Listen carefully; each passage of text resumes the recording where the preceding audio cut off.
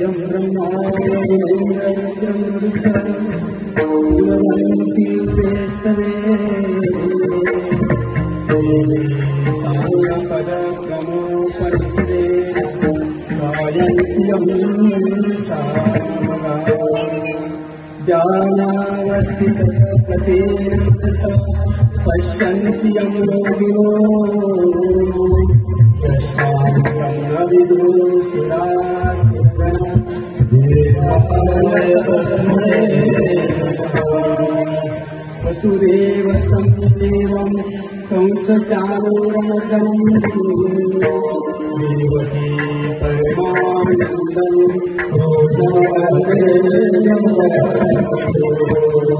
कृष्णं वन्दे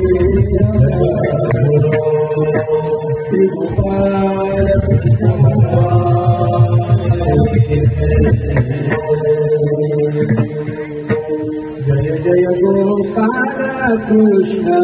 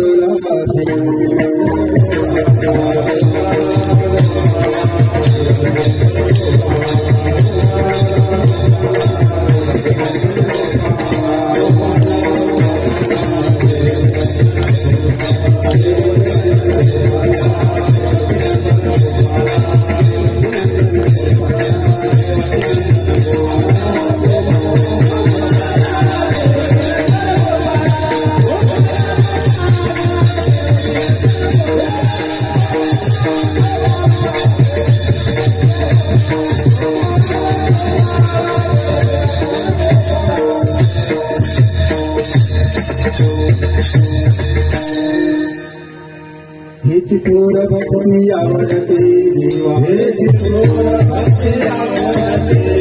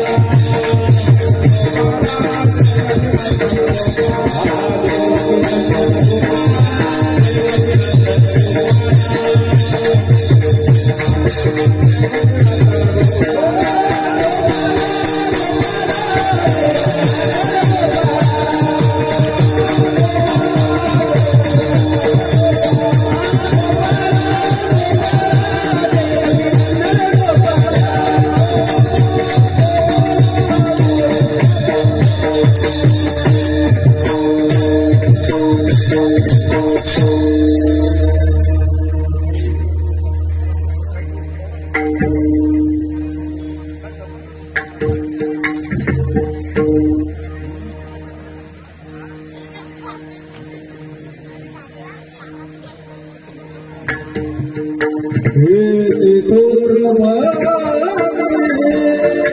आवडते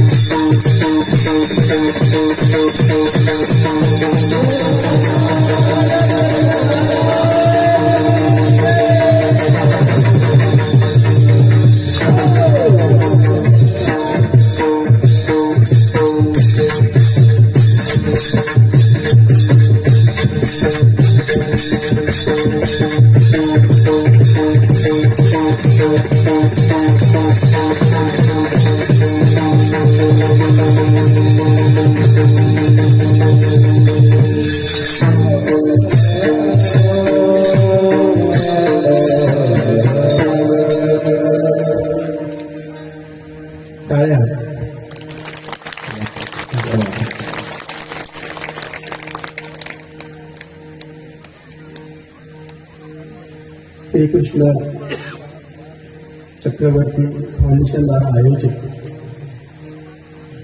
संगीतमय श्रीमद भागवत कथा अंतर्गत पंचकृष्ण व्याख्यानमाला दिनांक 10 तारखेला सुरू झाली. हे आहे म्हणजे बाबांची कथा तुम्ही ऐकता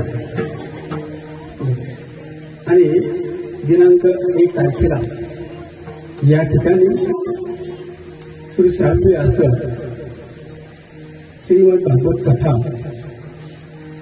1 तारखेला सुरुवात झाली. आवाज आणि खऱ्या अर्थानं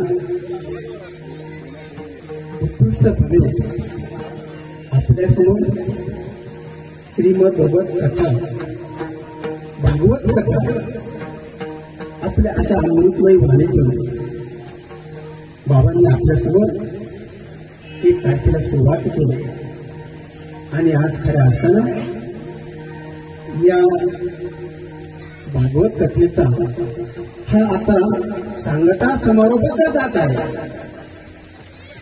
आणि असे परमपूज्य पण आदरणीय श्रद्धेय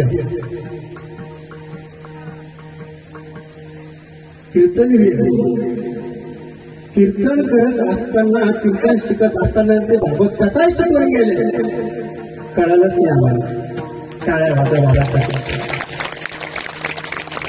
बाबांनी फक्त सुरुवात केली होती कीर्तनाची. काही दिवसापूर्वी बाबांचे कीर्तन ऐकले आणि कीर्तन करता करता ते भागवत काळही झालं आणि आणखी तिथेच राहतो. आणि उत्कृष्टपणे बाबांनी आपल्यासमोर चांगल्या प्रकारचे प्रतिसाद दिला आणि खऱ्या अर्थानं या कार्यक्रमासाठी एक प्रसन्नता असावी लागते, एक मनोधर्म असावा लागतो. त्याचे मोठी अधिकारी असतील आणि असे परमपूज्य परम आदरणीय श्रद्धेय प्रातस्मरणीय आचार्य प्रवर महंत श्री कळमकर बाबाजी अकोला, त्याचप्रमाणे परमपूज्य आदरणीय श्रद्धेय प्रातस्मरणीय आचार्य बुलढाणा निवासी श्री मोठे बाबाजी महंत श्री लोणारकर बाबाजी बुलढाणा, आणि गेल्या 1 तारखेपासून अनेक भक्तांनी आपल्या समोर सुंदर चांगल्या प्रकारचं उत्कृष्टपणे प्रवचनाची सेवा दिली असेल, कीर्तनाची सेवा दिली असेल, आणि हा आजचा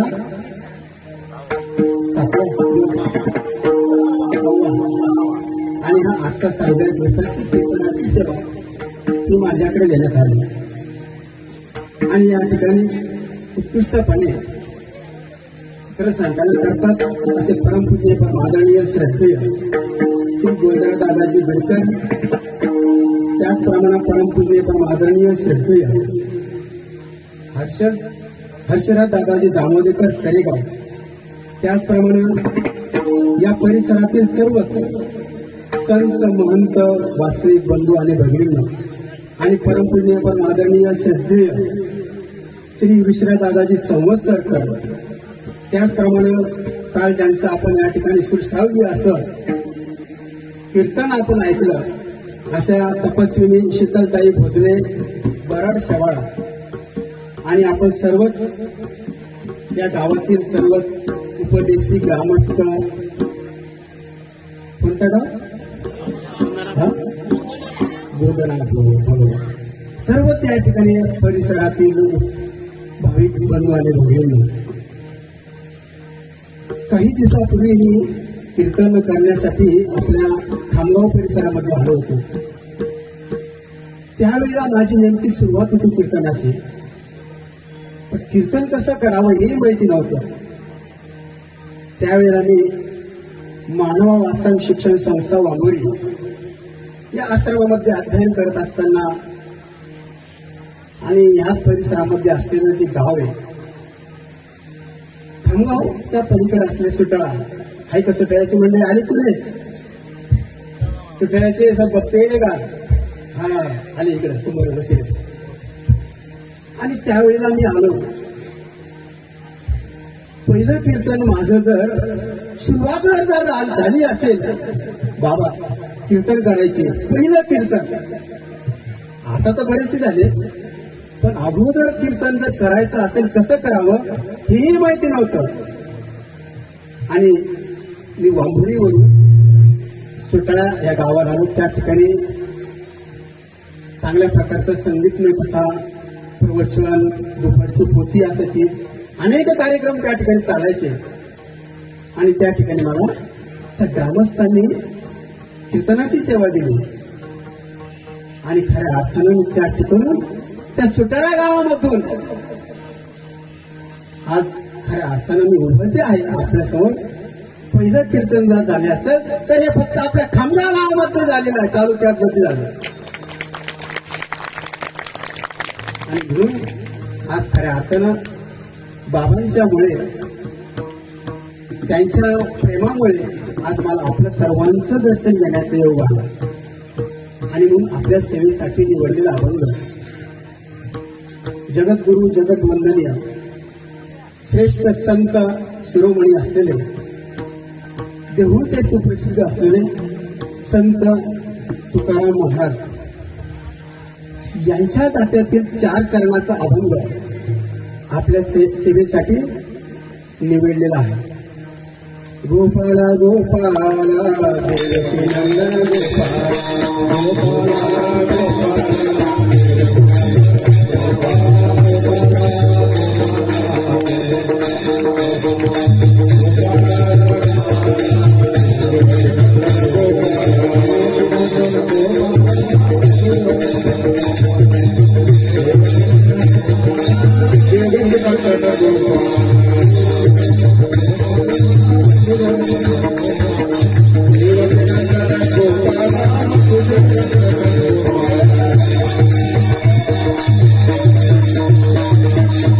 Govinda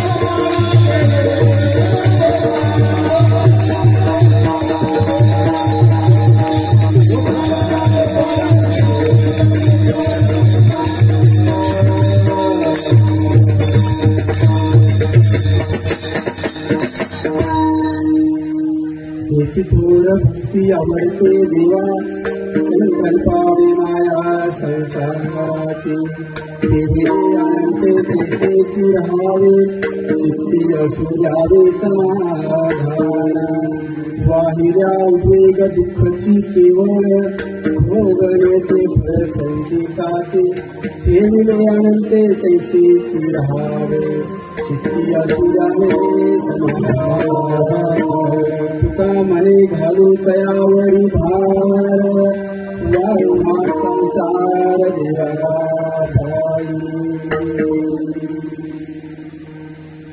आणि संत आपल्याला सांगत असताना भक्ती करा याची थोर भक्ती आवडते देवा. आपण काय करतो भक्ती प्रत्येक जण करतात समोर बसलेल्या महिला मंडळी करतात करता का स्मरण करता का काय हो बोलत करा बर का स्मरण करता का आपण करतात. पुरुष मंडळी भक्ती करते मृदंगाचारी भक्ती करतात पेटी मास्तरी भक्ती करतात विनयकरी भक्ती करतात. भक्ती प्रत्येक जण करतो पण हे आपल्यासाठी. पण संतांना याच्याही वेगळे सांगायचं की बाबा देवाला आवडणारी भक्ती करा. भक्तीचे अनेक प्रकार आहेत नवविध भक्ती सांगितलेली आहे पण भक्ती करत असताना आपण ती आपल्याला आवडणारी करतो. अरे बाबा संत तर सांगतात देवाला आवडणारी करा मग कोणती करा देशभक्ती करा राष्ट्रभक्ती करा मातृभक्ती करा पितृभक्ती करा पण देहाचा विसर पडेपर्यंत नामस्मरण करणे याला भक्ती म्हणतात. मीचा विसर पडेपर्यंत नामस्मरण करणे याला भक्ती म्हणतात. राजस भक्ती तामस भक्ती आणि सात्विक भक्ती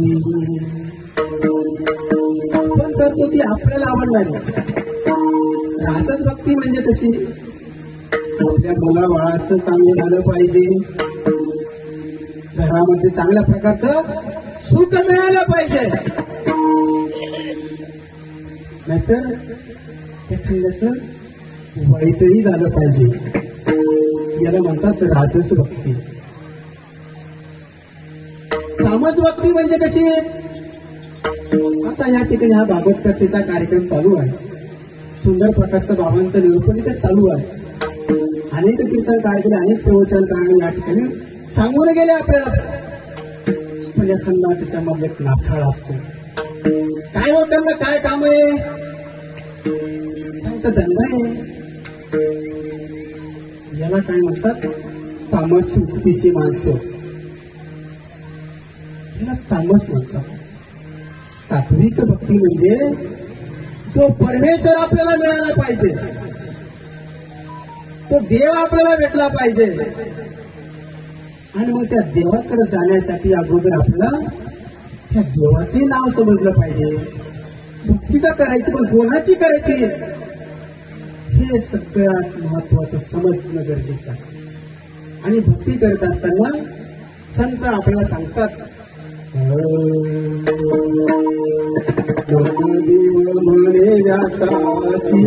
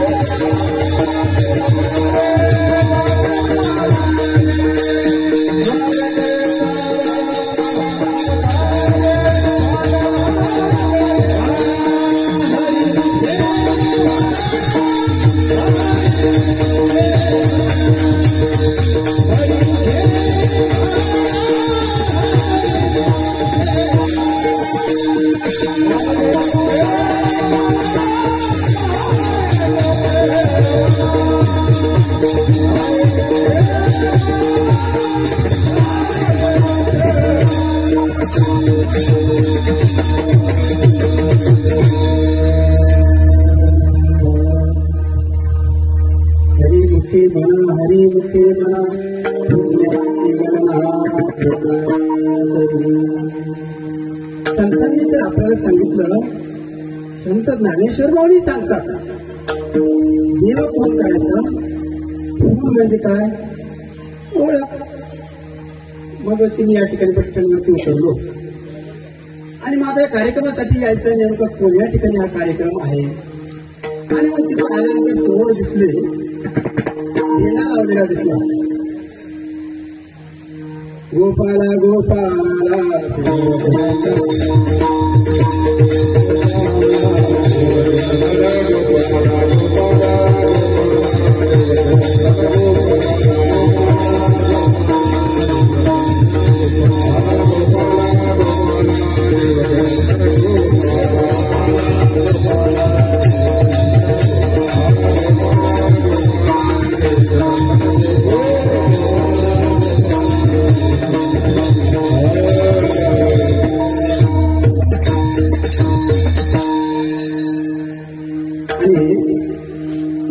म्हणजे काय, देवाची ओळख. हा झेंडा समोर लावलेला दिसला. बस स्टँडवरती उतरलो. मी फूल सांगते आपल्याला, ज्ञानदेव म्हणे व्यासाची फूल, आणि म्हणून फूल म्हणजे ओळख. ज्या पद्धतीचा दोष त्या ठिकाणी समोर दिसला आणि लक्षात आलं की या ठिकाणी भागवत कथेचा कार्यक्रम चालू आहे. ही ओळख महत्वाची. आणि संतांनी तर सांगितलं की आपल्याला भक्ती ती करायची कोणाची, द्वारकेचा राणा पांडवा घरी, तो द्वारकाधीश गोपाल कृष्ण भगवंत, त्यांची आपल्याला भक्ती करायची. त्या देवाची ओळख आपल्याला असणं महत्वाची. आणि म्हणून देव करण्यासाठी आपला ज्ञान असावं लागतं. नाही ज्ञानेन सदृशं पवित्रं विद्यते. देवाकडे जाण्यासाठी ज्ञान असावं लागतं, भक्ती करण्यासाठी ज्ञान असावं लागतं. आपली भक्ती कमी झाली, देव आपल्यापासून दुरावला गेला का आपण देवापासून दुरावला गेलो. पण संत तर आपल्याला सांगतात की बाबाने भक्ती करा, पण ती कोणती, देवाला आवडणारी. बापूला तो एक देव करून घ्यावा,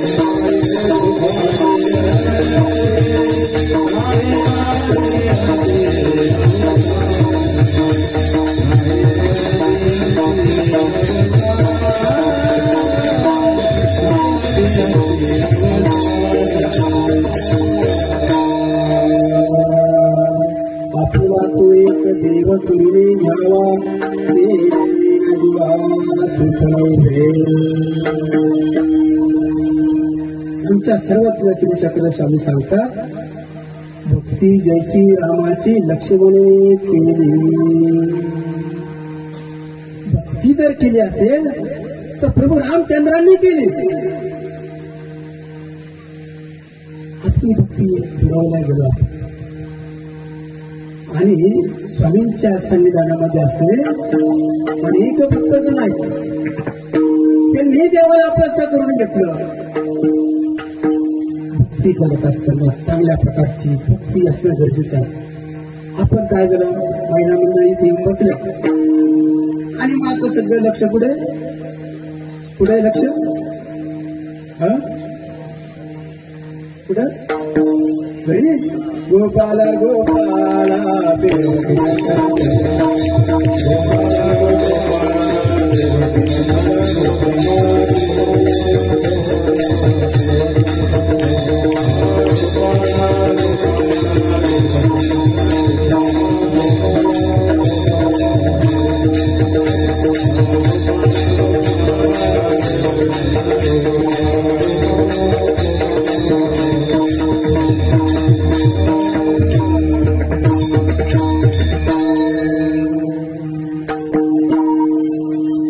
घरी मलाही माहिती आहे. आपण इथं बसला फक्त ते शरीर आणून मनानं घरी आहे. अरे बाबा, पण कीर्तनामध्ये गेल्यानंतर काय लाभ होतो नाही का? काहीतरी जीवनाचा लाभ होतो. आपल्या जीवनामध्ये काहीतरी लाभ झाला असं राहणार नाही. आपण त्या प्रपंचामध्ये गुरफटून जातो. मी 5-6 दिवसापूर्वी एसटीला प्रवास केला. आपलं छत्रपती संभाजीनगर ते अजिंठा याला. आणि मग दिवस आता योग्य असं व्हायचं भजनी मंडळ, ज्या एसटीमध्ये बसायचो त्याच एसटीमध्ये आजी येऊन बसायची. आणि मग प्रत्येक जण काय करतं, कंडक्टर दिसला महिला मंडळी भांडत असतात. कारण आता काय सध्या कोणतं सरकार आहे, सिद्ध सरकार. आणि त्यामध्ये काय झालं, फ्री झाले सगळं, एसटी मोफत. आपण राजे विचार कुठं चालल्या, माझी म्हणते मी गावाकडे चालले. कोणाला विचारलं कुठं चालल्या, आणि गावाकडे चालले. आणि ते कुठं झालं, तशीच राजी त्या एसटी मध्ये बसायची. कंडक्टरच्या शेजारी, ड्रायव्हरच्या शेजारी येऊन बसते, समोरच्या सीटावर. आता त्या रस्त्यावर माझं नेहमी जाणं असायचं. आणि एक आजीबाई त्या ड्रायव्हरच्या शेजारच्या बाजूला पाकड्यावर बसल्या. मग त्या आजीबाई काय करायचं, आपल्या त्या भट्ट्यामध्ये 4-5 बदाम असतात भिजवले पाण्यामध्ये. आपल्याकडे भिजवला ते माहिती आपल्याला. ते बदाम पाण्यामध्ये रात्री भिजवायचे आणि दुसऱ्या दिवशी ते टरफल काढायचे आणि मस्त ते खायचे. कारण की त्यांना म्हणतात काय, बुद्धी वाढते, बुद्धी चांगल्या प्रकारची चालना देते आपल्या बुद्धी. मग ती आजी काय करायची, ड्रायव्हरच्या शेजारी बसायची आणि त्या बट्ट्यामध्ये हात घालायची आणि 4-5 त्याच्यामध्ये असले बदाम काढायचे आणि त्या ड्रायव्हरला द्यायचे. आता पहिल्याही दिवशी ड्रायव्हरला त्या आजीबाईने बदाम काढून दिले. पहिला दिवसही गेला, दुसरा दिवसही गेला, 3 दिवस गेले, 4 दिवस गेले. ही आजीबाई आपल्याला रोज बदाम का बरं देते? ड्रायव्हरच्या का मनामध्ये आलं. आपण विचारू ना, कारण का घरी आपण 8 घंट्याची ड्युटी करतो. आपल्याला कधी पटकन घरातली स्त्री म्हणजे कोण, पत्नी, आपल्याला कधी पाणी आणून द्यायचं नाही, कधी जेवायलाही द्यायचं नाही. आणि आजीबाई आपल्याला दररोज पाण्यामध्ये भिजवलेले बदाम तुम्ही टरफल काढून सोडलेले रोज मला देते. का कारण असं, त्या ड्रायव्हरला दुसऱ्या 4-5 दिवशी त्या विचारलं का आजीला, म्हणजे आजीबाई काय तुम्हाला विचारू का, विचारणार काय? आजीबाई तुम्ही दररोज मला ते पाण्यामध्ये भिजवलेले बदाम देतात खायला, कारण काय? आजीबाई खरं तुला सांगू का नाही? हो सांगा ना आजी, नेमकं कारण काय बाबा, मला रोज तू बदाम देते आणून. आजी म्हणली आम्हाला ती असे, माझ्या तोंडामध्ये काही दात नाही, मुखामध्ये काही दातही नाही, काही नाही, मला चावतही नाही. मी काय करते की बदाम घेतल्यानंतर तोंडामध्ये टाकते, तोंडामध्ये चघळते. आता असं वाटतं बाबा फेकून दिल्यापेक्षा तुला देते. गोपाला गोपाला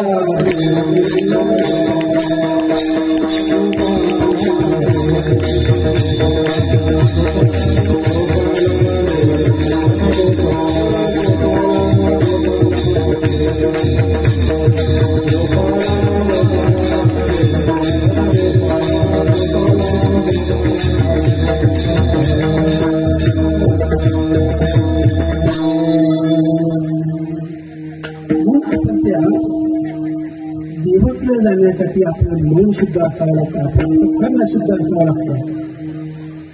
भक्ती जर केली तुमच्या सर्वज्ञतेच्या स्वामींच्या संविधानामध्ये असले वाईदेवदास त्या पद्धतीने शबरीने सुद्धा प्रभू रामचंद्रासाठी बोरे आणून दिली होती. आमच्या स्वामींच्या संविधानामध्ये असले छोटासे बालक 5-6 वर्षाचा असलेला मुलगा रोज स्वामींच्यासाठी बोरं आणायला जायचा. बोरं त्या ठिकाणी गेला, झाडाच्या जवळ गेला, झाड बघितलं, बोरं पाडलेली होती, बोरं खाली पडलेली होती. पण आता नेमकं भाईदेव वासांना वाटलं की बाबा हे बोर आपण स्वामींच्या चरणी अर्पण करावे. आणि भाईदेव वासांनी बोरं हातामध्ये घेतली आणि एक कपड्यामध्ये घेतलं आणि त्या तोंडामध्ये ते बोरं घातले आणि ते चावून बघितले. का? अरे देवाला आपला पदार्थ द्यायचा आहे, चांगला पदार्थ आपल्या देवाला द्यायचा. आपण पंक्ती करतो ना, आपण त्या मनामध्ये भाव आपला वेगळा असतो. माझं नाव लागलं पाहिजे बॅनरवरती, मी अन्नदान केलं, भाव महत्वाचा आहे. हिची थोर भक्ती आवडते देवा. त्या भाईदेव वासांनी स्वामींच्यासाठी बोरं घेतली, स्वामींच्या समोर टाकली, समोर ठेवली. आमच्या स्वामींच्या संविधानामध्ये असलेल्या बाईसा स्वामींच्या जवळ आल्या जिजी. आणि त्या भाईदेव वासाला म्हणतात, अरे हे बोरं उष्टी आहेत.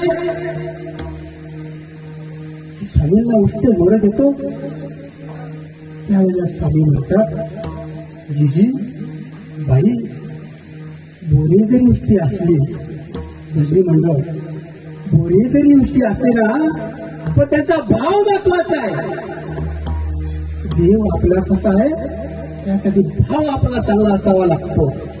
भक्ती केली असेल तर संत मीराबाईने भक्ती केली, भक्ती केली. आमच्या साधाई सारे स्वामींच्यासाठी रिंगीचे फुले आणले, स्वामींच्या चरणावरती समर्पित केले.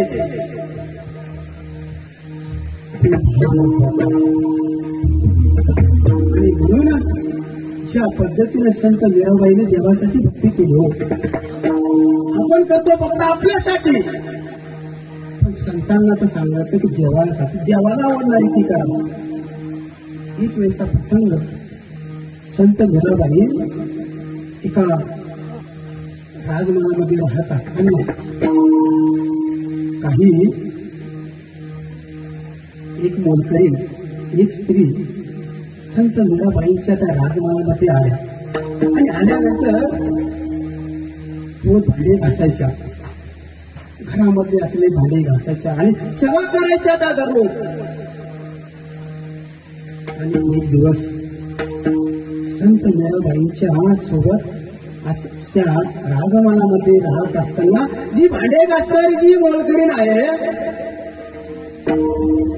तिचा मुलगा सुद्धा त्या बाईच्या सोबत आला, राजमहालामध्ये आला. आणि त्यांनी संत मीराबाईकडे बघितलं. त्या मुलाने संत मीराबाईकडे बघितलं. मनात विचार आला, आपण लग्न जर करावं तर कोणासोबत? फक्त संत मीराबाईच्या सोबत आपल्याला लग्न करायचं. मुलगा घरी गेला. राजमहालामध्ये असल्याचे काम करणारी जी महिला आहे त्याने आईला सांगितलं, अगं आई, मला ना संत मीराबाईंच्या सोबत लग्न करायचं. अरे काय बोलतोस तू? अरे तू घरी आल्यानंतर बोलला हे ठीक आहे झालं. अरे तू त्या राजमानामध्ये जर कधी बोलला असता, त्या सैनिकाने तुझी जीभ छाटून टाकली असती, तुला संपूर्ण टाकलं असतं. मुलगा आईच्या जवळ होता. आई, मला लग्न करायचं फक्त संत मीराबाईच्या सोबत, याची थोर भक्ती आवडते देवा. आणि तो मुलगा लग्न करायसाठी हट्ट करायला दुसरा दिवस उजाडला. आता त्या आमच्या सर्वत्र त्रिचक्र स्वामी सुद्धा सांगतात, मातेचे स्नेह ते नैसर्गिक. जी आई आहे ना, आपल्या मुलासाठी, आपल्या बाळासाठी कोणतीही गोष्ट ऐकायला तयार असते, आपल्या मुलाच्यासाठी. संत मीराबाईंच्या जवळ ती त्या मुलाची आई आल्या, घाबरत आल्या, हातपाय थरथर करतात, चेहऱ्यावरती घाम आला. काय करावं, काही बोलावं, काही कळेना. आणि आता त्या संत मीराबाईने विचारलं, अगं बाई, अगं काय झालं तुला? तू घाबरलेस का? तू 2 दिवस झाले बोलत नाहीये राजमानामध्ये आल्यावर. संत मीराबाई म्हणतात, हो, माझा मुलगा म्हणतो तुमच्यासोबत लग्न करावं. हो, मुलगा म्हणतो. संत मीराबाई म्हणतात, काही अडचण नाही, मी त्याच्यासोबत लग्न करायला तयार आहे. अरे पण त्याला सांगावं, जे श्रीकृष्ण प्रभूंचं जे मंदिर आहे ना, त्या मंदिरामध्ये जाऊन फक्त 1 महिना जप कर, नामस्मरण कर, भक्ती कर. आणि बस मी त्या मुलाला जर 1 महिना जर नामस्मरण केलं, भक्ती जर कधी केले, तर मी त्याच्यासोबत लग्न करायला तयार आहे. काही दिवस गेले. आईने त्या मुलाला सांगितलं घरी येऊन. काय म्हणाली संत मीराबाई? मीराबाई म्हणता, हो, लग्न करायला त्याची त्या तयार आहेत, पण त्या श्रीकृष्ण प्रभूंच्या मंदिरामध्ये जाऊन फक्त नामस्मरण कर, एवढंच सांग. हो, एवढंच करायचं. हो, एवढंच करायचं. मुलगा उठला, सकाळी गेला मंदिरामध्ये जायला आणि तो स्मरण करायला लागला. श्रीकृष्णाय नमः, श्रीकृष्णाय नमः, श्रीकृष्णाय नमः. 2 दिवस झाले, 3 दिवस झाले. त्यावेळेला आई म्हणते, अरे बाळा, अरे पाणी तरी घे. श्रीकृष्णाय नमः, श्रीकृष्णाय नमः. आई म्हणते, अरे बाळा, जेवण तरी कर. श्रीकृष्णाय नमः. त्या नामस्मरणामध्ये तल्लीन झाला. आणि 1 महिना झाला. संत मीराबाई गेला, त्या मुलाच्या समोर उभ्या राहिल्या. हातामध्ये हार घेतला आणि त्या गळ्यामध्ये हार टाकणार. तेवढाच तो मुलगा म्हणाला, अगं आई, काय करतेस? अरे तू तर म्हणाला का मला संत मीराबाईच्या सोबत लग्न करायचं? हो. कोणती संत मीराबाई? कोणाचं लग्न? आणि मी कधी म्हणलो? हा, त्या भक्तीमध्ये, नामस्मरणामध्ये तल्लीन झाला, देवभान विसरून गेला. कृष्ण भजनी मनरंगले. कशी आपली भक्ती पाहिजे? आपलं संत काय सांगतात, कशी भक्ती करा. आपल्याला कोणती होत नाही. आपण खूप दुरावला, त्या देवापासून दुरावला गेलो. हिची थोर भक्ती आवडते देवा. प्रसंग आठवतो की ज्या पद्धतीने हस्तिनापुरामध्ये असलेला श्रीकृष्ण भगवंतांच्यासाठी 6 महिन्यापासून तयारी चालू झाली. श्रीकृष्ण भगवंतांना विदुराच्या घरी, आपण म्हणतो बाबा लोक आले की ते मोठ्याच्या घरी थांबतात, मुक्काम करतात, त्यांच्या घरी कोणी येत नाही. पण तो भाव श्रीकृष्ण भगवंताने विदुराच्या मनातला ओळखला. जीव भावाचा भुकेला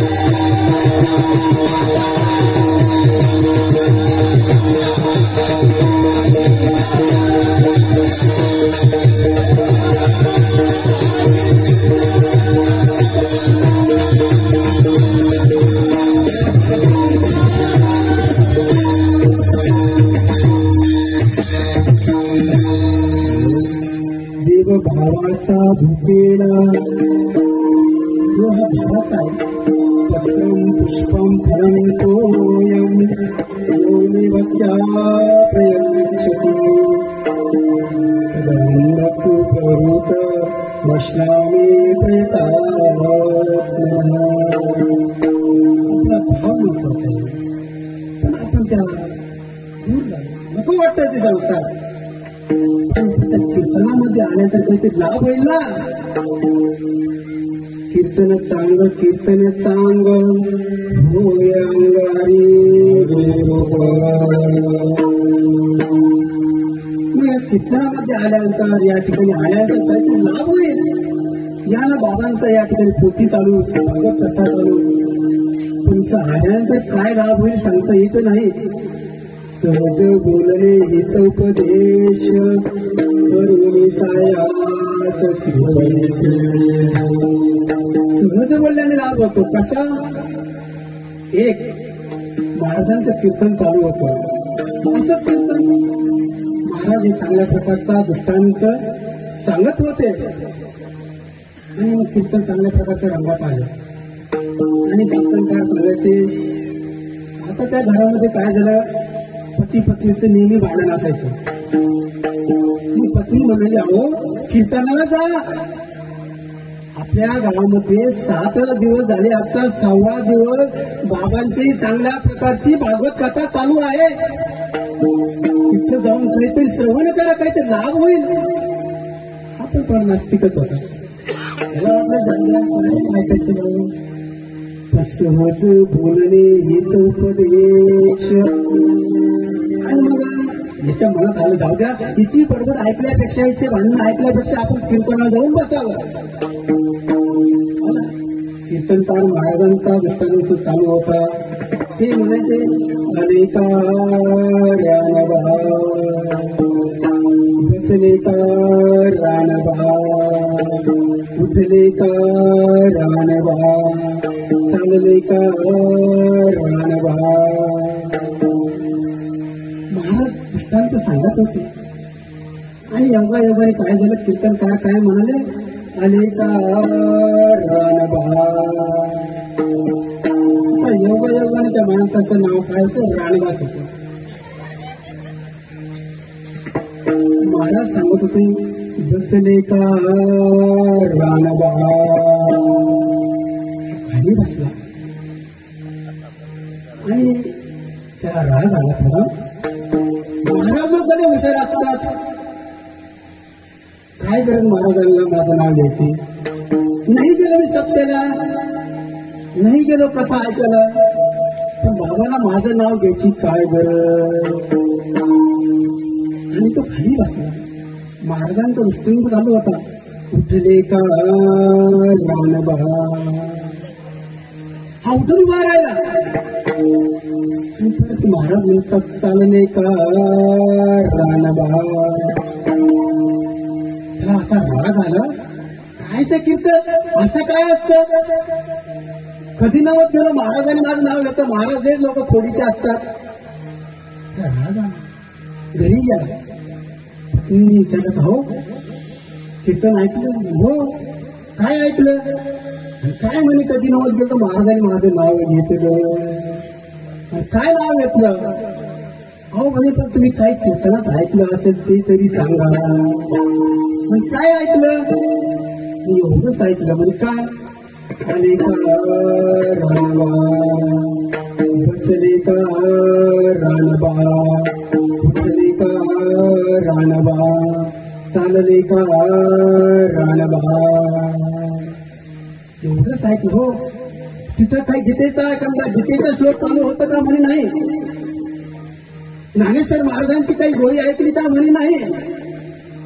संत तुकाराम महाराजांच्या गात्यामधला काही एखादा अभंग ऐकला का? नाही. मग काय ऐकलं? एवढंच ऐकलं. हो. बस याचं चिंतन कर. आता रात्री झोपला. रात्रीची वेळ 12 साडेबारा एक वाजलेला होता. आता खेड्यामध्ये काय असतं की कधी लाईटच नसते. आणि एवढं त्या दिवशी काय झालं, त्या घरामध्ये चोर चोरी करण्यासाठी आला. आणि याला ते शब्द आठवले रात्री झोपलेला. सहज बोलणे हित उपदेश. काय ऐकलं आपण? त्याचं फक्त चिंतन करायला लागला. आणि सकाळी रात्रीच्या वेळेला घरामध्ये लाईट गेली. बारीक दिवा लावलेला होता.